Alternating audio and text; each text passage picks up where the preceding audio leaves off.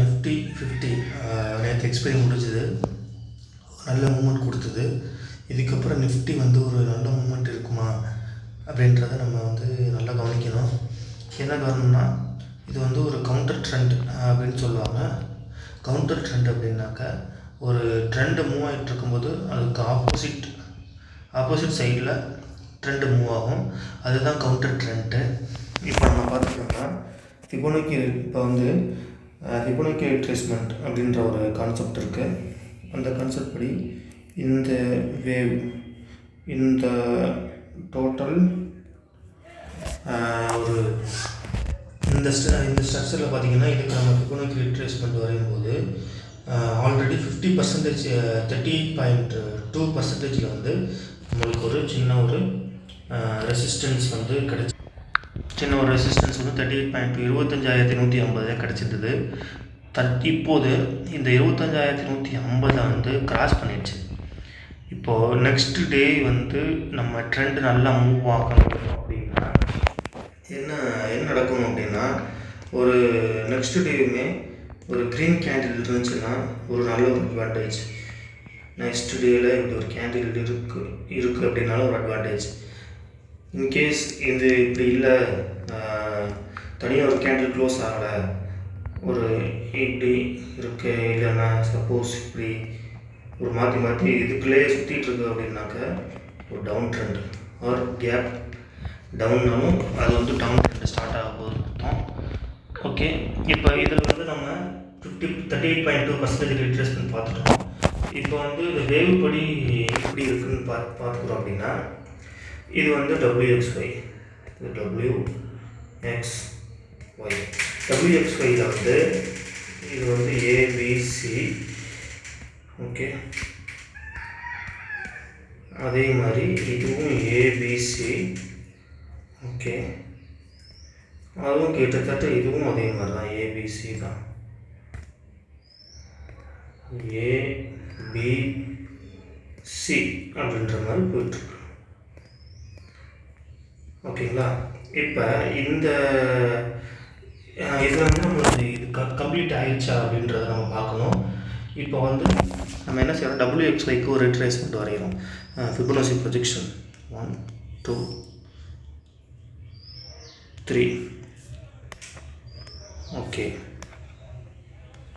பார்த்தீங்கன்னா எக்ஸாக்டாக 25,239 அப்படின்ற லெவலில் வந்து 100% வருது.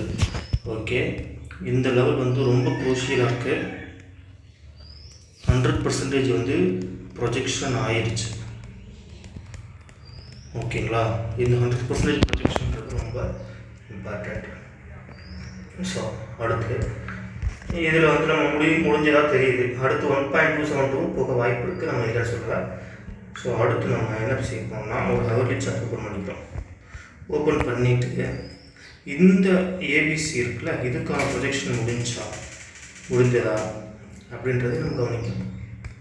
1 2 3.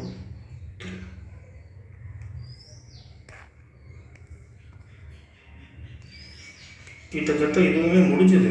ஆனால் 1.272 அப்படின்ற லெவல் நோக்கி வருது.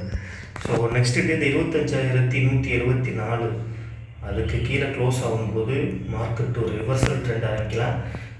ஸோ வந்து நம்ம ஃபிபோனக்கி ரிட்ரேஸ்மெண்ட்டை பார்த்தோம். அதில் வந்து ஒரு நல்ல ஒரு அடுத்த கேண்டில் ஒரு குரூஷியலான பாயிண்ட் இருக்குது. அடுத்த மூவ் ஆகும்போது இன்னும் நல்லா மூவ் ஆகும். ஓகேங்களா? இது நம்ம பொறுத்து பார்ப்போம். மூவிங் ஆவரேஜ் பேஸ் பண்ணி வேவ்ஸ் அப்படின்னு பார்த்தோம்னா, இதுலேயே பார்த்திங்கன்னா AW வந்து மூவிங் ஆவரேஜ் விட்டு வெளில போயிருக்கு.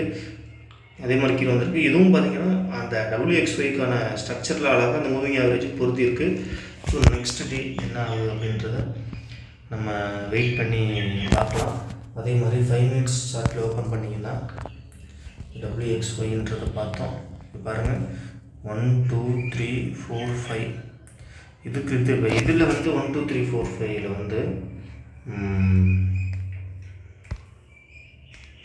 1 2 3 4 5 இதுவுமே ஒரு 1 2 3 4 5.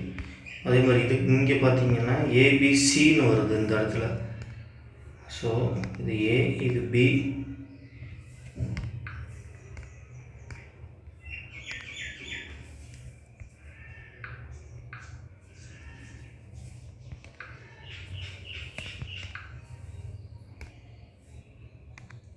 ஒரு ஏ பி பிசி அப்படின்ற மாதிரி போயிட்டுருக்கு. ஓகேங்களா? இப்போ இதில் பார்த்தோம்னா இப்போ 5 முடிஞ்சிருக்கு. இது 3 இது 4 5 வந்து முடிஞ்சிருச்சு. ஸோ 5லையுமே 1 2 3 4 5 கம்ப்ளீட் ஆன மாதிரி தான் தெரியுது. 1 மினிட்ல போய் பார்த்தோம்னா ஸோ உங்களுக்கு பார்த்தாலே தெரியும். இந்த ப்ரைஸ் ஆக்ஷன் வந்து 1 2 3 4 5 முடிஞ்சது. ஸோ நாளைக்கு ஒரு ஃப்ளாட் ஓப்பன் இருந்து டவுன் ட்ரெண்ட் ஆகும்போது ஒரு நம்பிக்கை கொடுக்கும். நாளைக்கு வெயிட் பண்ணி பார்க்கணும். இல்லை கேப் டவுன்னாலும் ஒரு நம்பிக்கை. கேப் அப்பில் போகும்போது வாங்கிடாதீங்க, ரொம்ப ரிஸ்க் ஆகிடும். தேங்க்யூ.